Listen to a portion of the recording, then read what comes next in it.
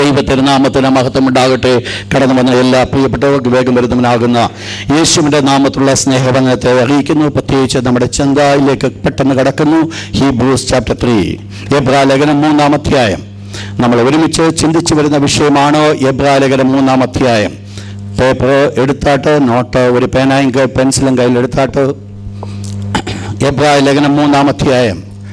എബ്രായലേഖനത്തിലെ 3-ാം അധ്യായത്തിൽ നമ്മൾ പ്രധാനമായി ചിന്തിച്ചു വന്ന വിഷയം, അതിൽ വെളിപ്പെടുത്തിയിരിക്കുന്ന യേശു മോശയേക്കാൾ വലിയവൻ, യേശു മോശയേക്കാൾ വലിയവൻ. ആ പ്രത്യേകമായിരിക്കുന്ന ഭാഗത്തെ 3 ഭാഗങ്ങളാണ് നമ്മൾ തിരിച്ചു. 1 മുതൽ 6 വരെയുള്ള വാക്യങ്ങൾ. അത് ക്രൈസ്റ്റ് സുപ്പീരിയോറിറ്റി ടു മോസസ്, യേശു ക്രിസ്തുവിന് മോശയേക്കാൾ വലിയവൻ എന്നുള്ളത്. 2-ാമത്തെ ഭാഗം the consequences of Israel's unbelief, Israel മക്കളുടെ അവിശ്വാസത്തിന്റെ പരിണത ഫലം, വേഴ്സ് 7-11. 3-ാമത്തെ ഭാഗം വാർണിംഗ് അഗൈൻസ്റ്റ് ദി അൺബിലീഫ്, 12-19, 12 മുതൽ 19 വരെയുള്ള വാക്യങ്ങൾ. കഴിഞ്ഞ ദിവസം നമ്മൾ ചിന്തിക്കുവാൻ ഇടയായിത്തീർന്ന ഭാഗം നിങ്ങൾക്ക് ഓർമ്മയുണ്ട്. ആ ഭാഗം നിർത്തിക്കൊണ്ട് ഞാൻ ഇന്നത്തെ വിഷയത്തിലേക്ക് കടന്ന് വളരെ പ്രാർത്ഥനയോടുകൂടെ ഇന്ന് രാത്രി ആയിരിക്കണമെന്ന് കർത്താവിൽ ഓർപ്പിക്കട്ടെ. ഒരു തുറന്ന മനസ്സ് ആവശ്യമാണ്, ഒരു ഓപ്പൺനെസ് നമുക്ക് ആവശ്യമാണ്. ദൈവം നമ്മളോട് ഇടപെടുവാൻ വേണ്ടി എല്ലാവരും പ്രാർത്ഥിക്കുക. പ്രത്യേകിച്ച് നമ്മളെ ചിന്തിച്ചു വന്ന വിഷയം ഇതായിരുന്നു. 6 ലക്ഷം പുരുഷന്മാർ, ഏകദേശം 10-25 ലക്ഷം ഇസ്രായേൽ മക്കൾ മിസ്രൈമിന്റെ അധീനയിൽ നിന്ന് തിരിച്ചു. അവരെല്ലാവരും വിശ്വാസികളായിരുന്നു. 2, അവരെല്ലാവരും മേഘസ്തംഭത്തിന് കീഴിൽ ദൈവത്തിന്റെ പ്രസൻസിന് കീഴിലായിരുന്നു. അവരെല്ലാവരും ദൈവത്തിന്റെ അനുഗ്രഹം അവരനുഭവിച്ചു. ആത്മീയ മഞ്ഞ അവർ ഭക്ഷിച്ചു, ആത്മീയ പാനീയം അവർ കുടിച്ചു. ഇതെല്ലാം അവരനുഭവിച്ചു. അവർക്ക് വേണ്ടുന്നത് എല്ലാം ദൈവം മരുഭൂമിയിൽ കൊടുത്തു. എന്നാൽ ദൈവം അവരെ മരുഭൂമിയിൽ തള്ളിയിട്ട് കളഞ്ഞു എന്നുള്ളത് നിങ്ങൾ അറിയാതിരിക്കരുത്. അതാണ് നമ്മുടെ ചിന്തയിൽ ആധാരമായിരുന്നത്. ഇതിന് പ്രാരംഭമായി നമ്മൾ കണ്ട വാക്യം, അവസാനത്തോളം മുറുകെ പിടിച്ചുകൊള്ളുക. എന്ത് മുറുകെ പിടിച്ചുകൊള്ളണം എന്നുള്ളത് കഴിഞ്ഞ ദിവസം നമ്മൾ മനസ്സിലാക്കി. എന്താണ് അവിടുത്തെ വിഷയം എന്നുള്ളത് നമ്മൾ മനസ്സിലാക്കി. പ്രധാനമായിട്ട് കഴിഞ്ഞ ആഴ്ച നമ്മൾ കൊണ്ട് അവസാനിപ്പിച്ചത് ഹൃദയം കഠിനമാക്കരുത്. ഇന്ന് രാത്രി ആ വിഷയത്തിൽ തുടർന്ന് ഞാൻ മുൻപോട്ട് കടന്നു വരുവാൻ ആഗ്രഹിക്കുന്നു. 12 മുതൽ 14 വരെയുള്ള വാക്യങ്ങൾ ആരെങ്കിലും ആ ശബ്ദമുയർത്തി വായിച്ച 12-14 വളരെ പ്രാർത്ഥനയോടുകൂടെ ഇന്ന് രാത്രി ആയിരിക്കണം. യെസ്, എല്ലാവരും ഒരു പേപ്പർ എടുക്കണം. നിങ്ങൾ മസ്റ്റായിട്ട് നോട്ട് എഴുതിയെടുക്കണം. ഇന്ന് രാത്രിയിൽ അപ്പോസ്റ്റസി, ദൈവത്തെ ത്യജിക്കുന്ന 7 പടികൾ, 7 steps ഓഫ് അപ്പോസ്റ്റസി, ഇതാണ് നമ്മൾ ഇന്ന് രാത്രി ചിന്തിക്കുവാൻ പോകുന്നത്. ഞാൻ കഴിഞ്ഞ ദിവസം നമ്മൾ പറയുകയുണ്ടായി കഠിന ഹൃദയം എന്നുള്ള വിഷയത്തിൽ നിന്നുകൊണ്ട് നമ്മൾ ഒരുമിച്ച് നമ്മൾ പഠിക്കുവാനായിട്ട് ആഗ്രഹിക്കുകയാണ്. അതുകൊണ്ട് എല്ലാവരും അത് നോട്ടുകൾ നിങ്ങൾ നോട്ട് ചെയ്യുക, വീട്ടിൽ പോയി നിങ്ങൾ വായിക്കുക. പ്രത്യേകിച്ച് നമ്മൾ പാഠം വായിക്കുന്ന ഭാഗങ്ങൾ വെറുതെ 2 ഭാഗം വായിപ്പിക്കുക അല്ല. ഇതിൻ്റെ വിഷയമായുള്ള ബന്ധത്തിൽ ആ പാഠഭാഗത്തിന് വളരെ വാല്യൂ ഉണ്ട്. 2-ാം അധ്യായം, റോമക്കളെ 2-ാം അധ്യായം വീണ്ടും പഠിപ്പിക്കുവാൻ ബുദ്ധിമുട്ടുണ്ട്. വളരെ സമൃദ്ധമായിരിക്കുന്ന റിച്ച്നെസ് ഓഫ് ഫുഡ് അതിനകത്ത് അടക്കപ്പെട്ടിട്ടുണ്ട്. എന്നാൽ അതിൽ ചില ഭാഗങ്ങൾ മാത്രം നമ്മൾ പൊക്കിയെടുത്ത് നിങ്ങളുടെ മുമ്പിൽ കൊണ്ടുപോകാൻ ഞാൻ താല്പര്യപ്പെടുകയാണ്. വായിച്ചാട്ടെ 12 മുതൽ 14 വരെയുള്ള വാക്യങ്ങൾ. വായിച്ചാട്ടെ. ദൈവത്തിന് മഹത്വം ഉണ്ടാകട്ടെ. ദൈവത്തിന് വിരുദ്ധമായിരിക്കുന്ന കാര്യങ്ങൾ ഇസ്രായേൽ മക്കൾ ചെയ്തപ്പോൾ ദൈവത്തിന് ആദ്യം അവരോട് നീരസം തോന്നി. ദൈവം അത് ക്രോധമാക്കി മാറ്റിയപ്പോൾ ഒരു പർട്ടിക്കുലർ സമയപരിധി ദൈവം വെച്ചിട്ടുണ്ടായിരുന്നു. എന്നാൽ ആ സമയപരിധിയിൽ ദൈവം വെച്ചിരുന്നപ്പോൾ ദൈവം തൻ്റെ ക്രോധത്തെ വർദ്ധിപ്പിച്ചുകൊണ്ടേയിരുന്നു. ജനത്തിന് ദൈവം ദീർഘക്ഷമ കാണിച്ചുവെന്ന് മനസ്സിലാക്കിക്കൊണ്ടിരിക്കുമ്പോൾ മറു സൈഡിൽ ദൈവം ദീർഘക്ഷമ കാണിച്ചുവെങ്കിലും ദൈവം അവർ അനുദപിക്കാത്തത് കൊണ്ട് അവർക്കുള്ള കോപത്തെ കൂട്ടിവെച്ചുകൊണ്ടേയിരിക്കുകയായിരുന്നു. സ്റ്റെപ്പ് ബൈ സ്റ്റെപ്പ് അവർ ദൈവത്തിന്റെ പക്കൽ നിന്ന് കോപം അവർ കൂട്ടി മേടിക്കുവാനായിട്ട് കാരണമായി. ഇവിടെ പറയുന്നു, സഹോദരന്മാരെ, ജീവനുള്ള ദൈവത്തെ ത്യജിച്ച് കളയാതിരിക്കേണ്ടതിനോ. നമ്മുടെ വിഷയം നിങ്ങൾ നോട്ട് ചെയ്താട്ട് 7 steps of apostasy. 7 steps of apostasy. ജീവനുള്ള ദൈവത്തെ ത്യജിച്ച് കളയുക. ജീവനുള്ള ദൈവത്തെ ത്യജിച്ച് കളയുക. ഇവിടെ നമ്മൾ കാണുന്ന ഫസ്റ്റ് വേർഡ് വളരെ ചിന്തിപ്പിക്കുന്ന വേർഡാണ്. അവിടെ വായിക്കുന്ന പ്രകാരമാണ്, സഹോദരന്മാരെ. അപ്പോൾ ഈ പറയപ്പെടുന്നത് ജീവനുള്ള ദൈവത്തെ ത്യജിച്ച് കളയുക എന്ന് പറഞ്ഞത് ആരോടാണ് പ്രസന്റ് ചെയ്തിരിക്കുന്നത്? അവർ സാധാരണപ്പെട്ട വ്യക്തിയല്ല, പിന്നെയോ വിശ്വാസികളോട്. നിങ്ങൾക്കറിയാം, എബ്രായലേഖനം ആർക്ക് വേണ്ടി എഴുതുന്നു?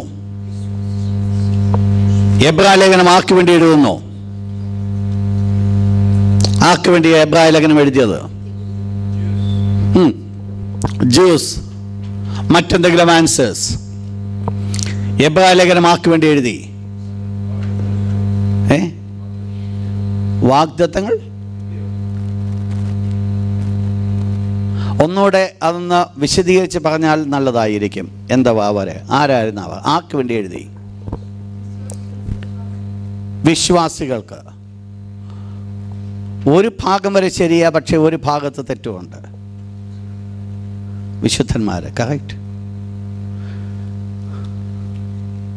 ഞാൻ ആദ്യം പറയുണ്ടായി, എബ്രായ ലേഖനം പ്രധാനമായിട്ട് എഴുതപ്പെട്ടത് യഹൂദ വിശ്വാസികൾക്കാണ്.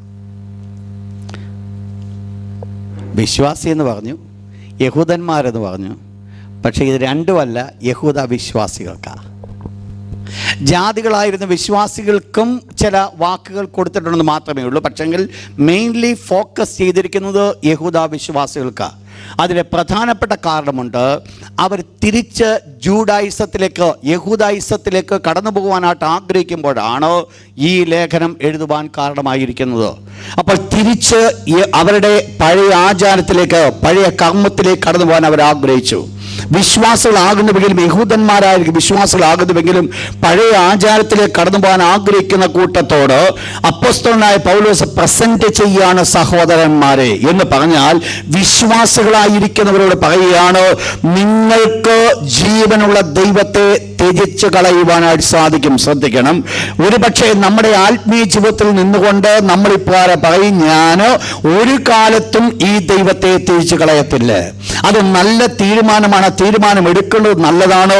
ആ തീരുമാനത്തിൽ നിലനിൽക്കേണ്ടത് നല്ലതാണ്. എന്നാൽ ആ തീരുമാനം എടുത്തിരിക്കുമ്പോൾ തന്നെ സൂക്ഷിച്ച് ജീവിച്ചില്ല എങ്കിൽ ഞാനും നിങ്ങളും അറിയാതെ ദൈവത്തെ ത്യജിച്ച് കളയുവാൻ സാധിക്കും. ശ്രദ്ധിക്കണം. ഞാൻ പറഞ്ഞു പോയിന്റ് ഞാൻ പറഞ്ഞു വന്നത്, ജീവനുള്ള ദൈവത്തെ ഇപ്പോൾ നിങ്ങൾ എല്ലാവരോട് ചോദിച്ചു കഴിഞ്ഞാൽ എല്ലാവരും ഒരുപോലെ എന്നോട് പറയും, ഒരു കാരണവശാലും ഈ ദൈവത്തെ ഞാനോ ത്യജിച്ച് കളയത്തില്ല. എന്നാൽ ഈ ത്യജിച്ച് കളയുക എന്ന് പറയുന്നത് അറിഞ്ഞുകൊണ്ട് നടക്കുന്ന ഒരു സംഭവമല്ല.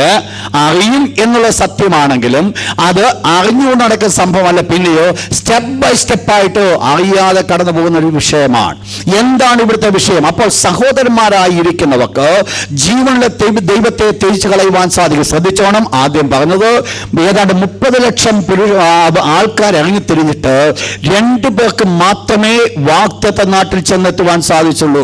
ബാക്കി എല്ലാവരും മരുഭൂമിയിൽ നശിച്ചു പോയി. വാഗ്ദത്ത ദേശം അവരെ അവകാശമാക്കിയില്ല. വാഗ്ദത്ത ദേശത്തിൽ അവർക്ക് കാല് ചവിട്ടുവാൻ ഇടയായില്ല. അവർ ഇറങ്ങിത്തിരിച്ചത് വിശ്വാസത്താലാണ്. ദൈവത്തിന്റെ അനുഗ്രഹങ്ങൾ അവരനുഭവിച്ചു, ദൈവത്തിന്റെ കൃപ അവരനുഭവിച്ചു. പക്ഷെങ്കിൽ വാഗ്ദത്തത്തിന്റെ നിവർത്തീകരണത്തിലേക്ക് കടന്നു വരുവാൻ അവർക്ക് സാധ്യമായില്ല.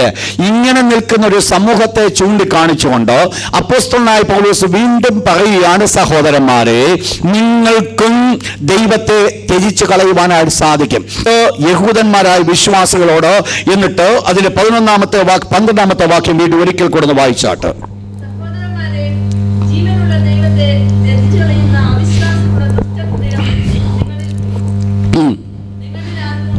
നിങ്ങൾ ആർക്കും ഉണ്ടാകാതിരിക്കരുത്. ഞാൻ 1 by 1 ആയിട്ട് പറയുവാൻ പോകുകയാണ്. 7 steps of apostasy.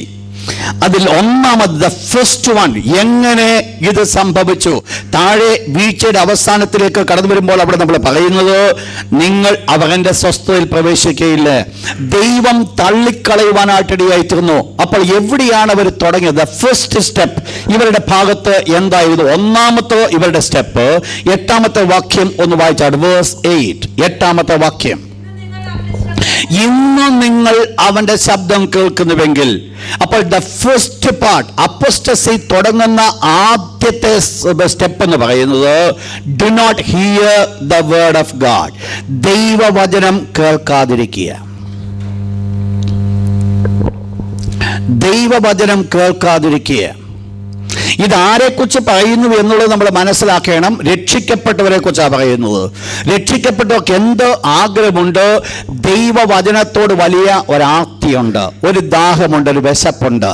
ആ ജനത്തോടാണ് അപ്പോസ്തലനായ പൗലോസ് പറയുന്നത്, ദൈവത്തെ ത്യജിച്ച് കളയുവാനുള്ള ഒന്നാമത്തെ കാരണമെന്ന് പറയുന്നത്, നിങ്ങൾ ഇന്ന് അവന്റെ ശബ്ദം കേൾക്കുന്നുവെങ്കിൽ എന്ന് പറഞ്ഞാൽ നിങ്ങൾ ശബ്ദം കേൾക്കാത്തതാണോ ആദ്യത്തെ സ്റ്റെപ്പ്. അവിടെ 12-ാമത്തെ വാക്യപ്രകാരം പറയുന്ന, സഹോദരന്മാരെ, ജീവനുള്ള ദൈവത്തെ ത്യജിച്ചു കളയാതിരിക്കേണ്ടതിന് ദുഷ്ടഹൃദയം, അവിശ്വാസമുള്ള ദുഷ്ടഹൃദയം. അപ്പോൾ എവിടുന്നാണ് ഈ ദുഷ്ടഹൃദയം ഡെവലപ്പ് ചെയ്തത്? എവിടുന്നാണ് വന്നിരിക്കുന്നത്? നിങ്ങൾ മനസ്സിലാക്കണം. ദൈവം ആഗ്രഹിച്ചു, കഴിഞ്ഞ ദിവസങ്ങൾ നമ്മൾ ചിന്തിക്കുകയുണ്ടായി, സ്വർഗരാജ്യത്തിൽ അവകാശമാക്കുവാൻ ആഗ്രഹിക്കുന്നവർക്ക് ദൈവം കാണുന്ന ഒരു പ്രത്യേകത കൊണ്ട് വേദപുസ്തകം പറയുന്നു, ഹൃദയശുദ്ധിയുള്ളവർ ഭാഗ്യവാന്മാർ, അവർ ആരെ കാണും? അപ്പോൾ ദൈവത്തെ അവർ കാണണമെങ്കിൽ, ഏത് മനുഷ്യനും ദൈവത്തെ കാണണമെങ്കിൽ അവരുടെ ഹൃദയം എന്തായിരിക്കണം? ശുദ്ധിയുള്ളതായിരിക്കണം. എന്ന് പറഞ്ഞാൽ ഒരു ഇന്നസെന്റ് ഹാർട്ട്, ഒരു ക്ലിയർ ഹാർട്ട്. ഇതാണ് ദൈവത്തിന്റെ അടുക്കലേക്ക് കടന്നു ചെല്ലുവാൻ ആവശ്യമായിരിക്കുന്നത്. ഈ ലോകത്തിൽ നമ്മൾ ജീവിക്കുമ്പോൾ പലപ്പോഴും നമ്മുടെ ചുറ്റുപാടുകളോ നമ്മൾ കാണുന്നതായിരിക്കുന്ന ദൈവികത്തിന് വിരുദ്ധമായിരിക്കുന്ന പ്രവർത്തനങ്ങൾ കടന്നു വരുമ്പോൾ പലപ്പോഴും നമ്മുടെ മനസ്സും എന്തായിത്തീരാൻ സാധ്യതയുണ്ട്? മടിച്ചു പോകാറുണ്ട്. നിങ്ങൾക്കറിയാം, ചില സന്ദർഭങ്ങളെങ്കിലും നിങ്ങളിങ്ങനെ പറഞ്ഞിട്ടുണ്ട്, ഞാൻ ഇത്രയും പ്രാർത്ഥിച്ചിട്ട് എന്ത് ഗുണമാ, പ്രാർത്ഥിക്കാത്ത എന്താണ്ട് അനുഗ്രഹിക്കപ്പെടുന്നു. എന്താ വാസ്തവത്തിൽ നമ്മൾ ചെയ്തത്? നമ്മൾ കമ്പാരിസൺ നമ്മൾ നടത്തുക. എവിടേക്കാണ് നമ്മൾ നോക്കിയത്? ലോകത്തിലേക്ക് നമ്മൾ നോക്കി. എന്തുകൊണ്ടാണ് ലോകത്തിലേക്ക് നമ്മൾ നോക്കിയത്? ഇന്നത്തെ നമ്മുടെ ഭൗതിക വിഷയമായിട്ടാണോ നമ്മൾ ലോകത്തിലേക്ക് നോക്കിയത്? എന്താ അതിൻ്റെ വിഷയമായിരിക്കുന്നത്? ഈ വേർഡ് തന്നെ വെളിപ്പെടുത്തുന്നത്, എൻ്റെ ഇന്നത്തെ ക്രിസ്തീയ ജീവിതത്തിൽ ഞാൻ ഒരല്പമെങ്കിലും തളർന്നിരിക്കുന്നു, നിരാശപ്പെട്ടിരിക്കുന്നു. എന്താ ഈ നിരാശ കൊണ്ട് സംഭവം? എങ്ങനെങ്കിലും ജീവിച്ചാൽ മതി എന്നുള്ള ഒരു ചിന്ത. എന്താ ഇവിടുത്തെ വിഷയം എന്ന്? എന്തുകൊണ്ടാണ് ഈ വിഷയം കടന്നു വന്നെന്നറിയാമോ? ഇതിൻ്റെ ആദ്യത്തെ സ്റ്റെപ്പ് എന്ന് പറയുന്നത്, നിങ്ങൾക്കറിയാം, സങ്കീർത്തനം 73, സങ്കീർത്തനക്കാരനായ ആസാഫ് ദൈവത്തിന്റെ ആലയത്തിലേക്ക് കടന്നു വരുന്ന മുമ്പ് ഇപ്രകാരം ചിന്തിക്കുവാനിടയായിത്തീർന്നു, ഞാൻ ദുഷ്ടന്മാർക്കുള്ള സൗഖ്യം കണ്ടിട്ട് എനിക്ക് അഹങ്കാരികളോട് അസൂയ തോന്നി. എന്താ തോന്നിയത്? അവർക്ക് വേദന ഒട്ടുമില്ലല്ലോ, അവർ ദേഹം തടിച്ചുരുണ്ടിരിക്കുന്നു, ഞാനോ കഷ്ടതയിൽ കിടക്കുക. അപ്പോൾ ഒരു താരമ്യ പഠനം താൻ നടത്തി. എന്തിനാ താൻ നടത്തിയത്? തൻ്റെ അവസ്ഥയും ദൈവത്തെ വിളിക്കാത്തവന്റെ അവസ്ഥയും കൂടെ മനസ്സിലാക്കി. എന്നാൽ ആ സങ്കീർത്തനക്കാരനായ ആസാഫിന്റെ ജീവിതത്തിൽ വാസ്തവത്തിൽ ഒരു മാറ്റം വന്നത് എപ്പോഴാണെന്നറിയാമോ? ഞാൻ ദൈവത്തിന്റെ ആലയത്തിലേക്ക് ഒന്ന് ചെന്നിട്ട് ഞാനൊന്ന് ചിന്തിച്ചു നോക്കി, അവരുടെ അന്തം എന്താകും. അപ്പോഴാണ് ഞാൻ മനസ്സിലാക്കിയത്, നിശ്ചയമായി നീ അവരെ വഴിവെഴുപ്പിൽ നിർത്തിയിരിക്കുന്നു. എന്നെയോ ദൈവം ചെയ്യും, ഇന്ന് അല്ലെങ്കിൽ നാളെ ദൈവം ഉയർത്തും. എവിടെയാ സംഭവിച്ചത്? സങ്കീർത്തനക്കാരനായ ആസാഫ് വീട്ടിൽ ഇരുന്നിരുന്നുവെങ്കിൽ ഒരല്പം കൂടെ കഴിയുമ്പോൾ പറഞ്ഞേനെയും ഈ ദൈവത്തെ വിളിച്ചുകൊണ്ട് ഒരു കാര്യങ്ങളുമില്ല. എന്താ സംഭവിച്ചത്? തൻ്റെ ജീവിതത്തിൽ ഇത്രയും പരിവർത്തനം വരുത്തുവാനുള്ള കാരണമെന്ന്, ദൈവത്തിന്റെ ആലയത്തിലേക്ക് കടന്നു എന്ന് ദൈവത്തിന്റെ വചനത്തിന് മുൻപിൽ താൻ തന്നെ ചിന്തിച്ചപ്പോൾ ഒരു കാര്യം താൻ മനസ്സിലാക്കി, ദൈവത്തിന്റെ വചനം മാറിപ്പോകത്തില്ല. ഇന്നത്തെ ഈ സൗഖ്യമല്ല എനിക്ക് വലുത്, നാളെ ഉയർത്തുന്ന ഒരു ദൈവമാണ് എനിക്ക് വലുത്. അതിനു മുമ്പ് താൻ കണ്ടത് ഇന്നത്തെ ഭൗതികമായിരിക്കുന്ന സുഖം.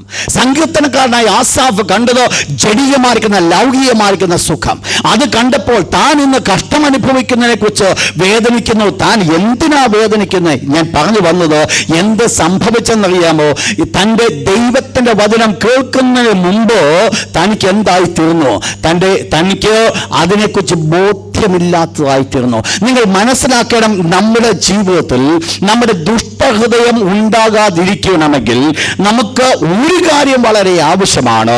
ദൈവത്തിന്റെ വചനത്തെ ഞാൻ മനസ്സിലാക്കേണ്ടത് വളരെ ആവശ്യമാണ്. നിങ്ങൾ രക്ഷിക്കപ്പെട്ടു, സ്നാനപ്പെട്ടു, വേർപെട്ടു എന്ന് പറഞ്ഞുകൊണ്ട് മാത്രമല്ല, നമ്മെ ശുദ്ധീകരിക്കുന്നത് ദൈവത്തിന്റെ വചനമെന്നോ നമ്മൾ മനസ്സിലാക്കണം. 119-ാം സങ്കീർത്തനക്കാരൻ ഇപ്രകാരം പറയുന്നുണ്ട്, നിന്നോട് പാപം ചെയ്യാതെ ഇരിക്കേണ്ടതിന് നിന്റെ വചനത്തെ ഞാൻ ഹൃദയത്തിൽ സംഗ്രഹിക്കുന്നു. ദൈവത്തിന്റെ വചനത്തെ എൻ്റെ ഹൃദയത്തിൽ സംഗ്രഹിക്കുന്നതാണ് ഞാൻ പാപം ചെയ്യാതിരിക്കുന്നത്. എന്നോട് അവനിങ്ങനെ ചെയ്തു, അതുകൊണ്ട് ഞാൻ അവനോട് അത് ചെയ്യും. അതാണ് ലോകത്തിൻ്റെത്. എന്നാൽ ദൈവം ഇപ്രകാരം പറഞ്ഞു, കുഞ്ഞെ, നിന്റെ ചെകിട്ടത്തടിക്കുന്നവന് നിന്റെ മറ്റതുകൂടെ കാണിച്ചു കൊടുക്കുക. ലോകമായിരുന്നുവെങ്കിൽ, ലോകത്തെ നാം നോക്കിയിരുന്നുവെങ്കിൽ നാം എന്ത് ചെയ്തേനേയും? ഇങ്ങോട്ടടിച്ചവന് തിരിച്ച് 2 എണ്ണം കൊടുത്തേനേയും. ദൈവത്തിന്റെ വചനത്തിന് മുമ്പിൽ നിൽക്കുന്നവൻ എന്ത് ചെയ്യും? ഇങ്ങോട്ടടിച്ചവൻ സന്തോഷത്തോടെ സ്വീകരിച്ച് മറ്റുകൂടെ കാണിച്ചു കൊടുക്കും. ഞാൻ പറയുന്നത് മനസ്സിലാകുന്നുണ്ടോ? എന്താ ഇവിടെ വരുന്ന മാറ്റം എന്ന് പറയുന്നത്? ആക്ച്വലി ലോകപ്രകാരമായിട്ട് പ്രവർത്തിക്കുന്ന ഒരു ഹൃദയമല്ല ദൈവത്തിൻ്റെ വിശുദ്ധവചനമായിട്ട് ഒരു വ്യക്തി ചെലവഴിക്കുമ്പോൾ. അപ്പോൾ എവിടെയാ വാസ്തവത്തിൽ ദുഷ്ടഹൃദയത്തിൻ്റെ തുടക്കം എവിടാന്നറിയാമോ? ദൈവത്തിൻ്റെ വചനം കേൾക്കുവാനുള്ള ഒരുക്കമില്ലായ്മ.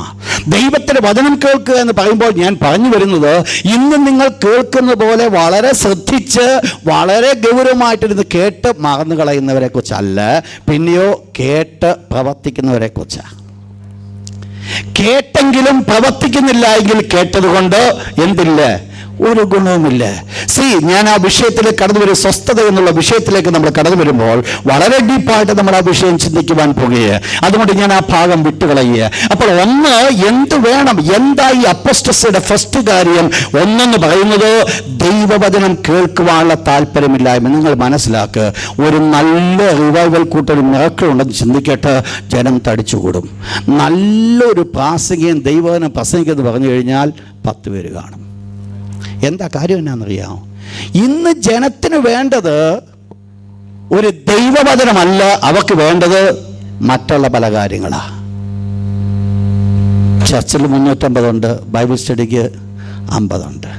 എന്താ ഇതാ ഇതിൻ്റെ ലോകത്തിൻ്റെ വിഷയം? ഇതാ കാരണം ദൈവവചനത്തെക്കുറിച്ചുള്ള താല്പര്യമില്ലായ്മ, ദൈവവചനത്തെക്കുറിച്ചുള്ള ബോധ്യമില്ലായ്മ, ദൈവവചനം അവരുടെ ജീവിതത്തിൽ എന്ത് ചെയ്യുവാൻ സാധിക്കുന്നു എന്നുള്ളത് മനസ്സിലാക്കുവാൻ സാധിക്കാത്തത്.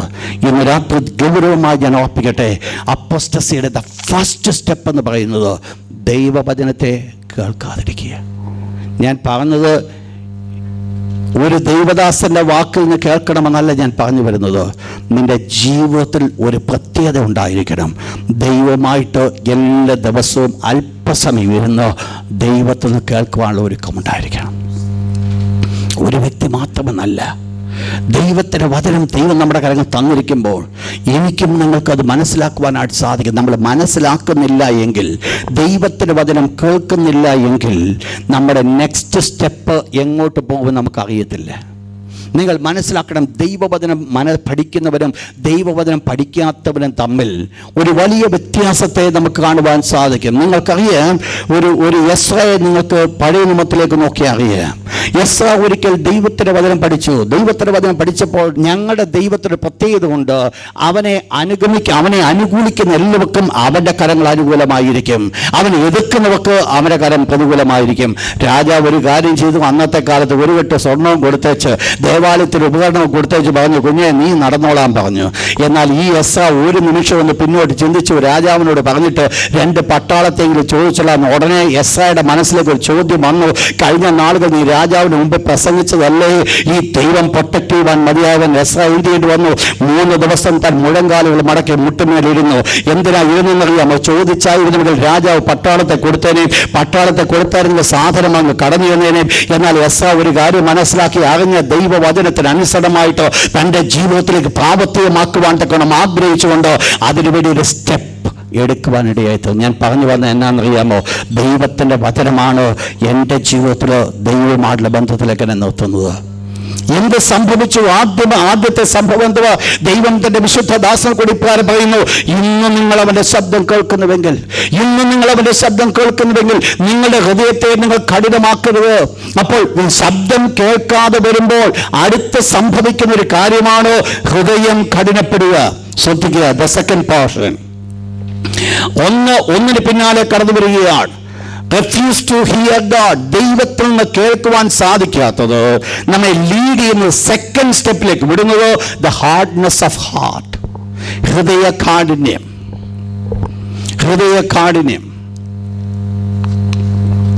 എന്താ ഹൃദയകാഠിന്യം എന്ന് പറഞ്ഞു കഴിഞ്ഞാൽ, നമ്മൾ അതേ വാക്യം താഴോട്ട് ഒന്നുകൂടെ വായിച്ചോട്ടെ. അതിന് 13ാമത്തെ വാക്യം, വേഴ്സ് 13.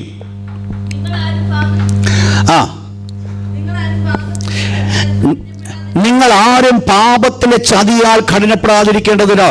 നിങ്ങൾ നോട്ട് ചെയ്താട്ട്, ഹാർഡ്നെസ് ഓഫ് ഹാർട്ട്, ഹൃദയകാഠിന്യം. അത് എന്തുമായിട്ട് റിലേറ്റഡ് ആയിരിക്കുന്നു? പാപത്തിന്റെ ചതി,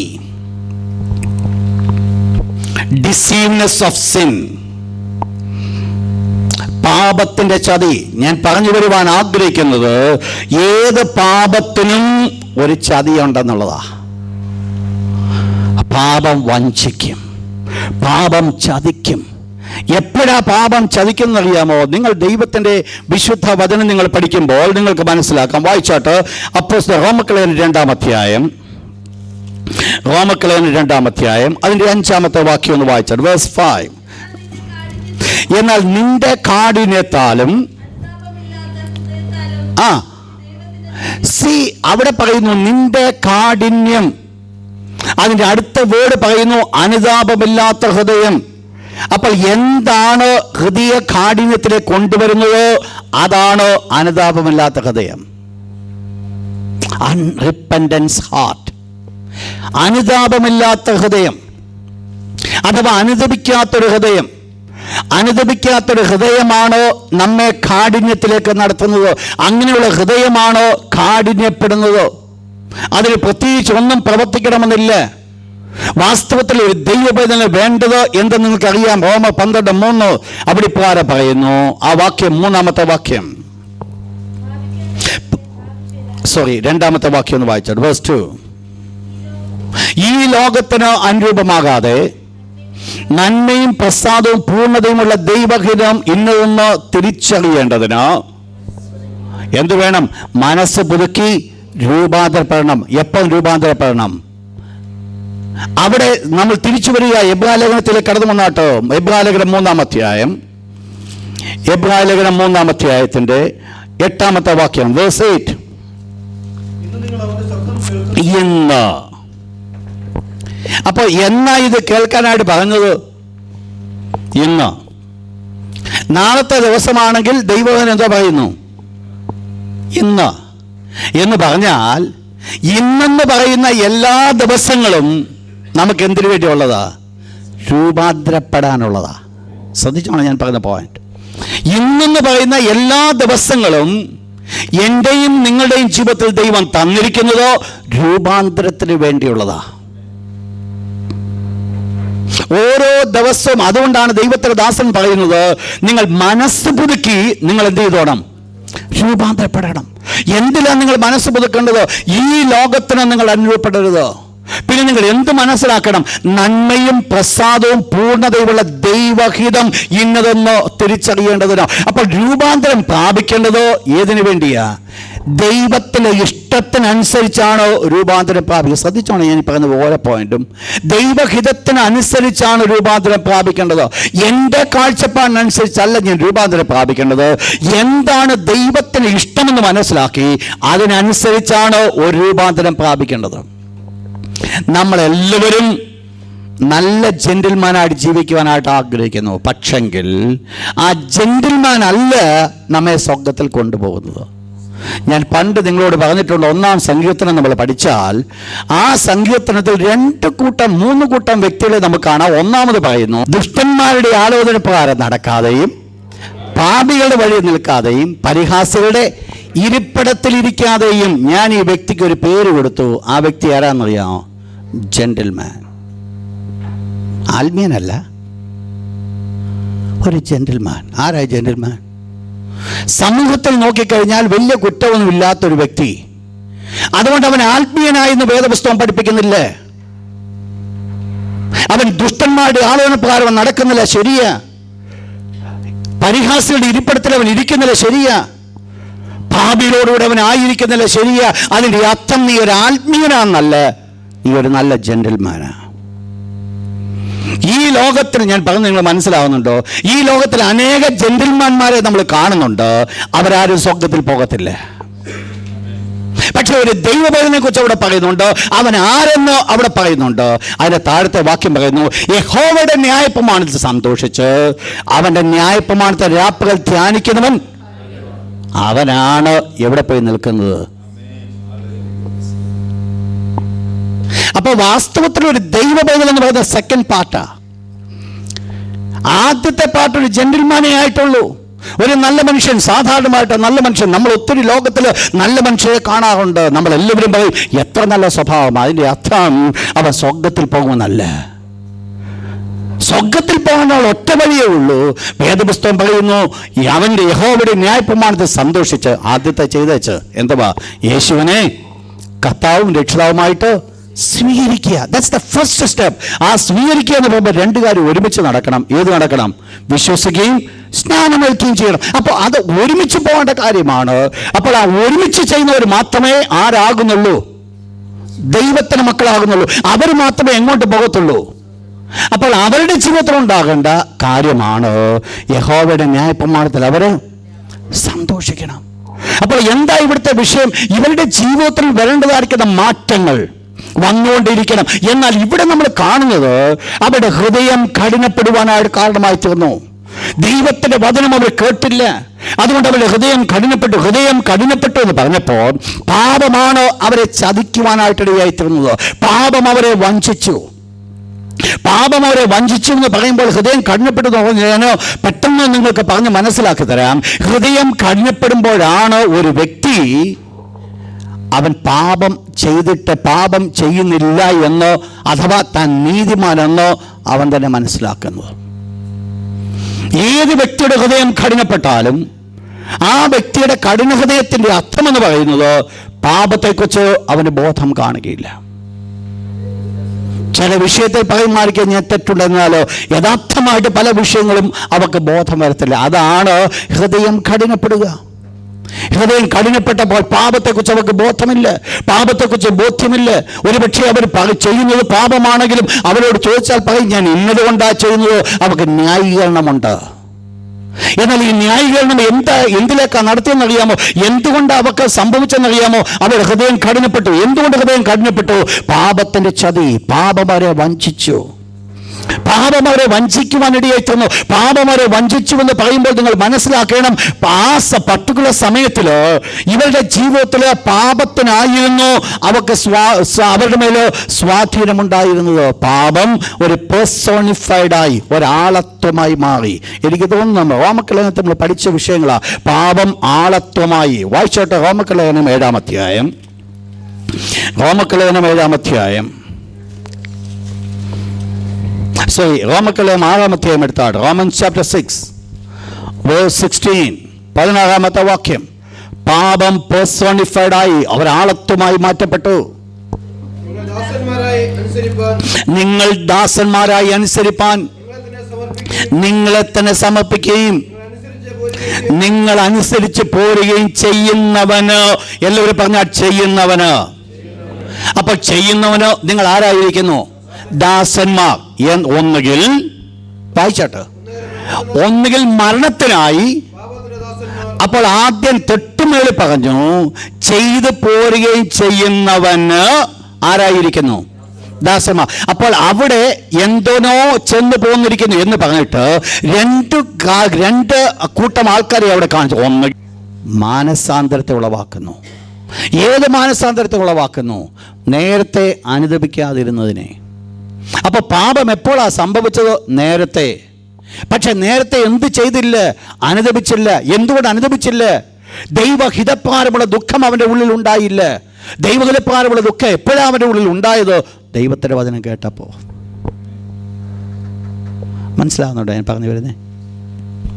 പറഞ്ഞു വന്നത് വിഷയമെന്ന് പറയുന്നത് അനുതാപം വരാത്ത മാനസാന്തരമാ. അനുതാപം വന്നിട്ടില്ല, അനുദപിച്ചിട്ടില്ല. എന്തുകൊണ്ട് അനുദപിച്ചിട്ടില്ല? ദൈവഹിതപ്രകാരമുള്ള ദുഃഖം അവരുടെ ഉള്ളിൽ ഉണ്ടായില്ല. ഒരു ഡീപ്പ് കൺവെക്ഷൻ അവരുടെ ഉള്ളിൽ ഉണ്ടായില്ല. എന്തുകൊണ്ട്?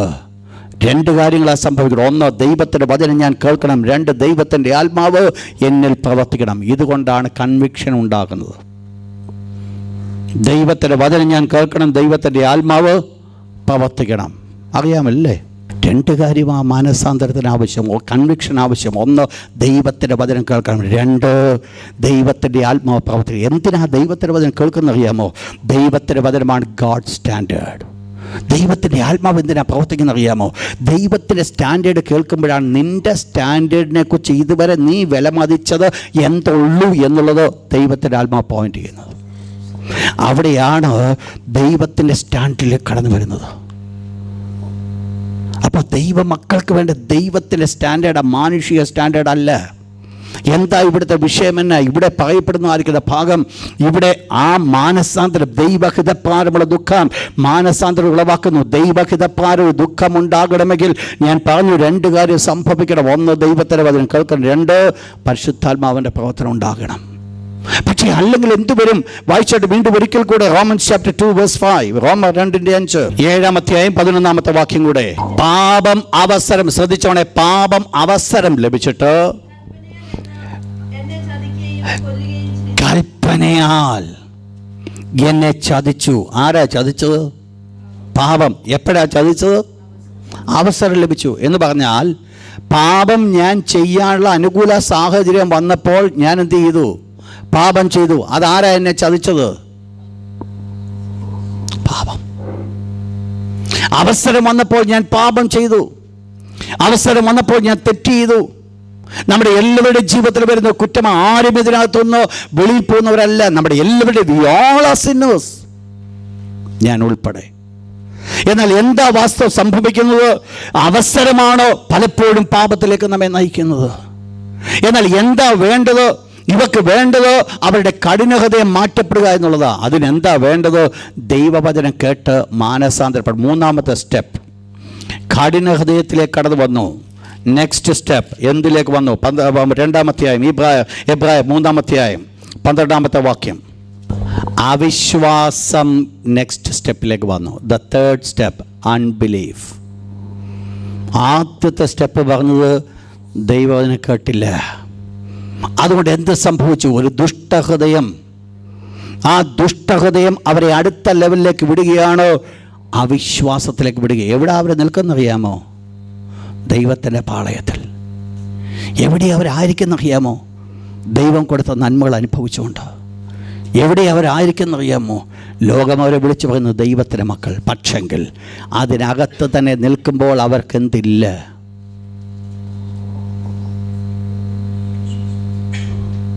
ഞാൻ ഓർക്കിയായിരുന്നു, ഇതല്ലായിരുന്നുവോ വേദപുസ്തകം നമ്മളെ പഠിപ്പിക്കുന്നില്ല എങ്കിലും നമ്മൾ എടുത്ത് പറയുന്നൊരു കാര്യമുണ്ട്. ഒരു മുടിയനായ പുത്രൻ, മുടിയനായ പുത്രൻ്റെ ജ്യേഷ്ഠ സഹോദരൻ്റെ അവസ്ഥയല്ലേ ഇത്? അപ്പൻ്റെ വീട്ടിൽ താമസിച്ചിട്ട് ഒരന്യനെ പോലെ താമസിച്ചു. അപ്പനെ കാണുമ്പോൾ അപ്പൻ്റെ മകനാ. പക്ഷെങ്കിൽ ഒരവസരം വന്നപ്പോൾ അപ്പനൊരു ചോദ്യം ചോദിച്ചു, അപ്പാ എൻ്റെ കൂട്ടുകാരും ചങ്ങാതിമാരുമായിട്ട് ഒന്ന് സന്തോഷിക്കുവാൻ നീ എനിക്ക് ആടിനെ തന്നില്ലേ? പുള്ളിയുടെ ആഗ്രഹം എന്തുവായിരുന്നു? എവിടെ വസിക്കുന്നേ? അപ്പൻ്റെ ഭവനത്തിൽ. അപ്പൻ ചിന്തിച്ചത് മറ്റവൻ മുടിഞ്ഞോ പോയി, എന്നാൽ ഇവനെങ്കിലും നല്ല കുഞ്ഞാന്ന് പറഞ്ഞുകൊണ്ടിരുന്നതാ. അവസാനം അപ്പനൊരു കാര്യം മനസ്സിലാക്കി, മറ്റവൻ പോയിട്ട് തിരിച്ചു വന്ന് ഇവൻ അതിനെക്കാട്ടി കഷ്ടമാണ്. ഞാൻ പറയുന്നത് മനസ്സിലായോ? താമസം എവിടാ? അപ്പൻ്റെ ഭവനത്തിൽ. പക്ഷേ എന്തോ ഇല്ല, അപ്പനുമായിട്ട് യാതൊരു യോജിപ്പുമില്ല. അപ്പൻ വേറൊരു രൂപത്തിൽ സഞ്ചരിക്കുന്നു, ഈ മകൻ വേറൊരു രൂപത്തിൽ സഞ്ചരിക്കുന്നു. പിന്നെ പബ്ലിക്കലി കാണിക്കാൻ വേണ്ടി രണ്ടുപേരും ഒന്നിച്ച് നടക്കുന്നു. ഞാൻ പറയുന്നത് മനസ്സിലാവുന്നുണ്ടോ? ലോകത്തെ കാണാൻ വേണ്ടി ഒരുമിച്ച് നടത്തുന്നു, ബാക്കിയെല്ലാം രണ്ട് വ്യത്യസ്തമായിരിക്കുന്ന ലെവലിലാണ് ജീവിതം. എന്താ കാരണമെന്നാ? അവിശ്വാസം. ദൈവത്തിൻ്റെ പാളയത്തിൽ ആരേ ഉള്ളൂ? വിശ്വാസി. ഇപ്പോൾ ആരാ അതിനകത്തുള്ളത്? അവിശ്വാസി. അവരുടെ ദൈവവചനം കേൾക്കാത്തത് അടുത്ത സ്റ്റെപ്പിലേക്ക് വിട്ടു. അവരുടെ ഹൃദയത്തെ കഠിനപ്പെടുത്തി. അതുകൊണ്ട് എന്ത് സംഭവിച്ചു? ദൈവവചനം കേൾക്കാത്തതുകൊണ്ട് പാപത്തിൻ്റെ ചതി കടന്നു വന്നു. പാപം വരെ വഞ്ചിച്ചു. അവരുടെ ഹൃദയം കഠിനപ്പെട്ടു.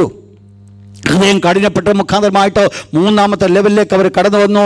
അവർ അവിശ്വാസികളായി തീരുവാൻ 12-ാമത്തെ വാക്യം നമ്മളതാ വായിച്ചത്.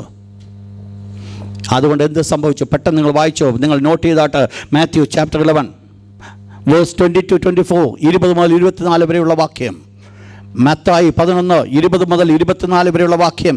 ഈ പട്ടുകളെ കൂട്ടത്തെ നമുക്കവിടെ കാണുവാനായിട്ട് സാധിക്കും. എന്താ അവിടെ കാണുന്നറിയാമോ? കർത്താവായ യേശു ക്രിസ്തു പറയുന്നു, ഹാ ബെത്സയിദേ നിനക്ക് ഹാ കഷ്ടം, ആ കൊരസീനേ നിനക്ക് ഹാ കഷ്ടം. നിന്നിൽ നടന്ന വീര്യപ്രവൃത്തികൾ സോരിലും സീദോനിലും നടന്നിരുന്നു. അവൻ മുൻപേ തന്നെ എട്ടിലും വെണ്ണീറിലും ഇരുന്ന് മാനസാന്തരപ്പെടുമായിരുന്നു. എന്നാൽ നിങ്ങൾക്ക് ആ ദിവസം സഹിക്കാൻ പറ്റാത്തതാകും. അവരെവിടാ നിൽക്കുന്നേ? അവരെവിടാ നിന്നത്? എവിടാ നിന്നത്? അവരെന്തുവാ പ്രാപിച്ചത്? മിറക്കിൾ, അത്ഭുതങ്ങൾ, ദൈവത്തിൻ്റെ പക്കൽ വീര്യപ്രവൃത്തികൾ. ഈ വീര്യപ്രവൃത്തി എന്തിനാ യേശു ചെയ്തത്? എന്തിനു വേണ്ടിയാണ് അവരെ നടത്തിയത്? കർത്താവായ യേശു ക്രിസ്തു ചെയ്ത എല്ലാ അത്ഭുതങ്ങളും വെറുതെ തിന്ന് തൃപ്തരാക്കി വിടുവാൻ വേണ്ടി അല്ല യേശു ചെയ്തത്. ദൈവത്തിലുള്ള വിശ്വാസം വർദ്ധിപ്പിക്കുവാനാ. യോഹന്നാന്റെ സുവിശേഷം 20-ാം അധ്യായം ലാസ്റ്റ് ഭാഗങ്ങൾ ഇപ്രകാരം പറയുന്നു: അവൻ ദൈവപുത്രനെന്ന് വിശ്വസിക്കേണ്ടതിനോ വിശ്വസിച്ച് നിങ്ങൾക്കുള്ളിൽ ജീവൻ ഉണ്ടാകേണ്ടതിനോ ഇതെല്ലാം ഞാൻ എഴുതിയിരിക്കുന്നു. അപ്പോൾ ഈ മിറക്കിളൊക്കെ എഴുതിയത് എന്തിനു വേണ്ടിയാ? യേശു ദൈവപുത്രനെന്ന് നിങ്ങൾ വിശ്വസിക്കണം. വിശ്വസിച്ച് നിങ്ങൾക്ക് എന്തോ ഉണ്ടാകണം. ഇവിടെ ഇപ്പോൾ സംഭവം എന്താ? ബത്സയിദേ, നിനക്ക് കഷ്ടം. നിന്നിൽ നടന്ന വീര്യപ്രവൃത്തികൾ, നിന്നിൽ വീര്യപ്രവൃത്തി നടന്നു, പക്ഷെ നിനക്കെന്തോ ഇല്ല. ഈ വീര്യപ്രവൃത്തി ബത്സയിദേ വിശ്വാസത്തിലേക്ക് ദൈവത്തിലേക്ക് നടത്തേണ്ട ഒരു പകരം അവർ വീര്യപ്രവൃത്തി അനുഭവിച്ചു, പക്ഷെങ്കിൽ എന്തില്ല? ശ്രദ്ധിച്ചോണേ, നെക്സ്റ്റ് സ്റ്റെപ്പിലേക്ക് അവർ പോകുക. വിശ്വസിക്കുവാൻ പറ്റേണ്ട സാഹചര്യത്തിൽ ദൈവത്തിൻ്റെ നന്മകൾ പ്രാപിക്കുന്നിടത്ത്, ദൈവത്തിൻ്റെ അനുഗ്രഹങ്ങൾ പ്രാപിക്കുന്നിടത്ത്, ദൈവത്തിൻ്റെ കൃപകൾ പ്രാപിക്കുന്നിടത്ത്, ദൈവത്തിൻ്റെ നന്മകൾ പ്രാപിക്കുന്ന ഇടത്ത് തന്നെ അവർ അത് പ്രാപിക്കുമ്പോൾ തന്നെ അവിശ്വാസമുള്ളവരായിത്തീരുക. ശ്രദ്ധിച്ചോണ്ടേ, നിങ്ങൾ സ്റ്റെപ്പ് ബൈ സ്റ്റെപ്പായിട്ട് പോകുന്ന പോക്ക്. അവിശ്വാസം. ഭവനത്തിലാണ് വസിക്കുന്നത്, വിശ്വാസമില്ല. ഭവനത്തിനനുസൃതമായ പ്രവർത്തനമില്ല. നെക്സ്റ്റ് താഴോക്ക് അവർ കടന്നു പോകുക. എങ്ങോട്ട് പോയി? അതിൻ്റെ 12-ാമത്തെ വാക്യം, 4th സ്റ്റെപ്പ്. പെട്ടെന്ന് 4-ാമത്തെ step, departure from the living God. ദൈവത്തെ, ജീവനുള്ള ദൈവത്തെ എത്തിച്ചു കളയുക. ദൈവം അതിനെ കേട്ടില്ല, ഹൃദയം കഠിനപ്പെടുത്തി, അവിശ്വാസമുണ്ടായി. അവിശ്വാസത്തിൽ അടുത്ത സ്റ്റെപ്പിലേക്ക് വന്നു. ദൈവത്തെ അവർ ത്യജിച്ചു കളഞ്ഞു. എങ്ങനെയാ ത്യജിച്ചെന്നറിയാമോ? ഇപ്പോഴും എവിടാ നിൽക്കുന്നത്? നിങ്ങൾ മനസ്സിലാക്കണം, ഈ കൂട്ടമെല്ലാം എവിടാ നിൽക്കുന്നത്? വിശ്വാസമുള്ള ഇവർ വെളിയിൽ നിൽക്കുന്ന ഒരു കൂട്ടത്തെക്കുറിച്ചല്ല ഞാനിവിടെ പ്രസൻറ്റ് ചെയ്യുന്നത്. ഞാനൊരു കൂട്ടം സഹോദരന്മാരെയാണ് ചൂണ്ടിക്കാണിക്കുന്നത്. അവരതിൻ്റെ നടുവിൽ നിൽക്കുന്നവരാണ്. പക്ഷെ ഇപ്പോൾ അവരുടെ ദൈവത്തിൽ നിന്ന് ത്യജിച്ചു പോയി. നിങ്ങൾക്കറിയാം, ഇയ്യോബ് തൻ്റെ കുഞ്ഞുങ്ങളുടെ വിരുന്ന് കാണാൻ വട്ടം കൂടുമ്പോൾ ഇയ്യോബ് അവർക്ക് വേണ്ടി യാഗം കഴിക്കാനുള്ള ഒറ്റ കാരണമാണ് അവ ഹൃദയം കൊണ്ട് ദൈവത്തെ ത്യജിച്ചു പോയിരിക്കുമെന്ന് പറഞ്ഞ് ഇയ്യോബ് ഇവരെ വിളിച്ച് യാഗം കഴിച്ചു. എവിടാ സംഭവിച്ചത്?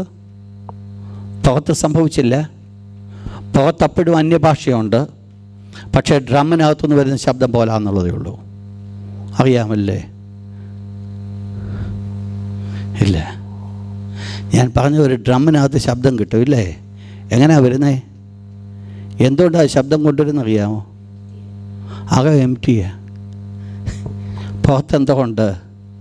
ഭയങ്കരം ശബ്ദമാണ്. ഈ പുറത്ത് ശബ്ദം വരുന്നതിന് കാരണം അകത്തില്ലാത്തതുകൊണ്ടാണ്. ദൈവത്തിന് വേണ്ടത് അകത്തില്ലാത്ത ശബ്ദം പുറത്ത് കേൾക്കാനല്ല ദൈവം ആഗ്രഹിക്കുന്നത്, അകത്തുള്ള ശബ്ദം പുറത്ത് കേൾക്കാനാണ് ദൈവം ആഗ്രഹിക്കുന്നത്. മനസ്സിലാകുന്ന ഞാൻ ചിന്തിക്കുക. 4-ാമത്തെ സ്റ്റേജിലേക്ക് അവർ കടന്നു വന്നു. ജീവനുള്ള ദൈവത്തെ അവർ ത്യജിച്ചു. എങ്ങനെ ത്യജിച്ചു? ഹൃദയം കൊണ്ട് ത്യജിച്ചു. അപ്പോഴും ഉണ്ട് എൻ്റെ ഭാഷയിൽ കാത്ത വേദപുസ്തകം കക്ഷത്ത്. അടുത്തത് നെക്സ്റ്റ് 5th ലെവൽ എന്ത് സംഭവിച്ചു? വേഴ്സ് 8.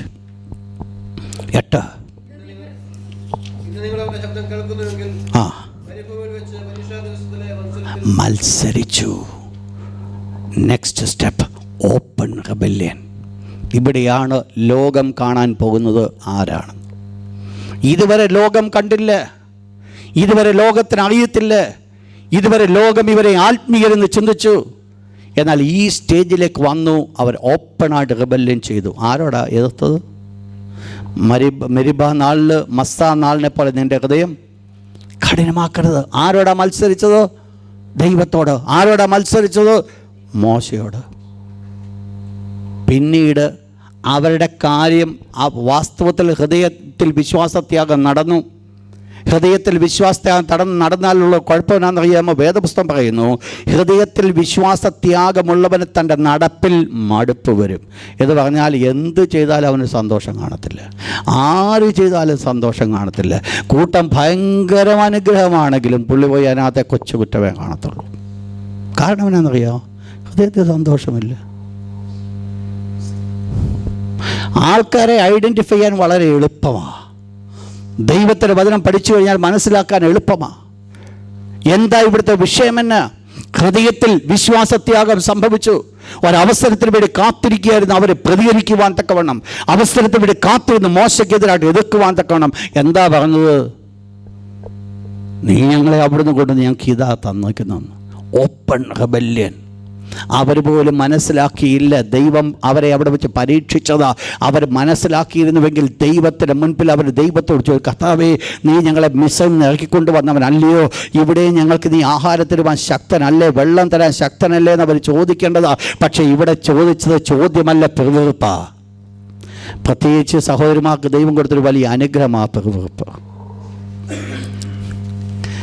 വളരെ സൂക്ഷിച്ചോണേ. പിറുവിറുത്ത് ഒറ്റയൊരെണ്ണവും സ്വർഗത്തിൽ പോയിട്ടില്ല. ശ്രദ്ധിക്കേണ്ട കാര്യങ്ങൾ എന്താ? ഇവിടുത്തെ വിഷയം എന്നാ? ദൈവത്തിൽ നിന്ന് അകന്നു, ഓപ്പണായിട്ട് റിബല്യനിലേക്ക് വന്നു, ഓപ്പണായിട്ട് എതിർക്കുവാനായിട്ട് തുടങ്ങി, ഓപ്പണായിട്ട് പ്രശ്നമുണ്ടാക്കുവാൻ തുടങ്ങി. ശ്രദ്ധിക്കണമേ പ്രിയപ്പെട്ടവരെ, കഴിഞ്ഞ നാളുകൾ ഒരുമിച്ച് ദൈവകൃപയിൽ നിന്നു, ദൈവത്തിൻ്റെ ദൈവസന്നിധിയിൽ ആചരിച്ചു, ആരാധിച്ചു, ദൈവത്തെ മഹത്വപ്പെടുത്തി ഒരുമിച്ച് മുൻപോട്ട് കടന്നുപോയി. ഇന്ന് ഓപ്പൺ റിബല്യൻ ഉണ്ടെങ്കിൽ കാരണം എന്നാണെന്ന് അറിയാമോ? എന്തൊക്കെയോ ഇവിടേക്കോ സംഭവിച്ചു. ജീവിതത്തെ ശോധന ചെയ്യേണ്ട ഭാഗങ്ങൾ ശോധന ചെയ്ത് ക്രമീകരിക്കേണ്ട ഭാഗങ്ങൾ ക്രമീകരിച്ചെങ്കിൽ മാത്രമേ നന്നാകത്തുള്ളൂ. അല്ലാതെ പുറത്ത് എത്രമാത്രം അടിച്ചാലും തൂത്തുവാരിയാൽ ശരിയാകത്തില്ല. ഉള്ളമാ ശരിയാകേണ്ടത്. എന്താ ഇവിടെ സംഭവിച്ചത്? ഓപ്പൺ റെബല്യനിലേക്ക് പോയി. നെക്സ്റ്റ് സ്റ്റെപ്പ് അവരെവിടെ വന്നു? വേഴ്സ് 10.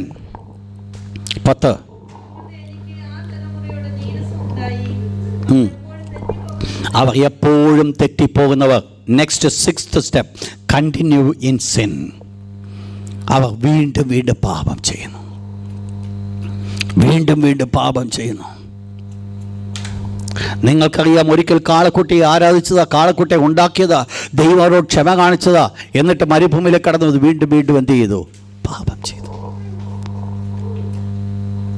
അവർക്ക് പോലും അത് അടക്കുവാൻ സാധ്യമല്ല. The last step, 7th step, അതാണ് അപ്പോസ്റ്റസി. അപ്പോസ്റ്റസി ഹൃദയം കൊണ്ട് ദൈവത്തെ ത്യജിച്ചു കളയുക. 7 പടികൾ. 7ാമത്തെ പടിയാണോ ദൈവത്തെ ത്യജിക്കുക. ആര്? ലോകമനുഷ്യനെ കുറിച്ചല്ല, ഒരു ദൈവപൈതൽ. ഞാൻ ഇന്ന് രാത്രി വളരെ കാര്യമായിട്ട് ഞാൻ ഓർപ്പിക്കട്ടെ. ഒരു ദൈവപൈതൽ ദൈവത്തിൻ്റെ വചനത്തിന് കൊടുക്കേണ്ട വാല്യൂ നിങ്ങൾ മനസ്സിലാക്കണം. ഒരു വലിയ വാല്യൂ കൊടുക്കുന്നില്ല എങ്കിൽ നമ്മൾ തെറ്റിപ്പോവാൻ ചാൻസ് ഉണ്ട്. അതുകൊണ്ട് എന്ത് ചെയ്യണമെന്ന് ഇവിടെ അപ്പോസ്തലനായ പൗലോസ് പറഞ്ഞു. പൗലോസ് പറയുന്ന ഒരു ഭാഗമുണ്ടെന്ന് വായിച്ചാട്ട് അതിൻ്റെ 13ാമത്തെ വാക്യം, വേഴ്സ് 13. ഇങ്ങനെ സംഭവിക്കാതിരിക്കണമെങ്കിൽ നിങ്ങൾ എന്ത് ചെയ്യണം? വായിച്ചോ. ഇന്ന് എന്ന് പറയുന്നത് പോലെ നാൾ തോറും അന്യോന്യം. അപ്പം ഇത് ഉണ്ടാകാതിരിക്കണമെങ്കിൽ തമ്മിൽ എന്താ വേണം? പ്രബോധിപ്പിക്കണം. എന്താ വിഷയം എന്നാ ഇവിടെ ഇരിക്കുന്നത്? പുതുക്കെ നാൾ തോറും നമ്മൾ പ്രബോധിപ്പിക്കുവാൻ ദൈവം ആഗ്രഹിക്കുന്നു. എക്സോർട്ട് 1 ആണത്. നമ്മൾ ചെയ്തു കഴിഞ്ഞാൽ എന്ത് കിട്ടും? എന്താ അതുകൊണ്ട് ഉണ്ടാകുന്നത്? അതിൻ്റെ 14ാമത്തെ വാക്യം അതോടുകൂടെ അവസാനിക്കുക. 14th verse. ആദ്യ വിശ്വാസം അവസാനത്തോളം. അപ്പോൾ സ്വർഗത്തിൽ പോകണമെങ്കിൽ എന്താ വേണം? ആദ്യ വിശ്വാസം അവസാനത്തോളം മുറുകെ പിടിക്കണം. ഒരു കാരണവശാലും വിട്ടുകളയല്ല. ആദ്യ വിശ്വാസം മുറുകെ പിടിക്കുന്നുവെങ്കിൽ നമ്മൾ ദൈവമായിട്ടുള്ള ബന്ധത്തിൽ നമ്മളായിരുന്നു. ആദ്യ വിശ്വാസം നമ്മൾ വിട്ടുകളഞ്ഞാൽ നമ്മൾ ദൈവത്തിൽ നിന്ന് അന്യപ്പെട്ട് ദൈവം അനുവദിക്കുന്നെങ്കിൽ നമ്മൾ ആ വിഷയങ്ങളെക്കുറിച്ച് പിന്നീട് നമ്മൾ ചിന്തിക്കുന്നതായിരിക്കും. 7th step of apostasy. എവിടെ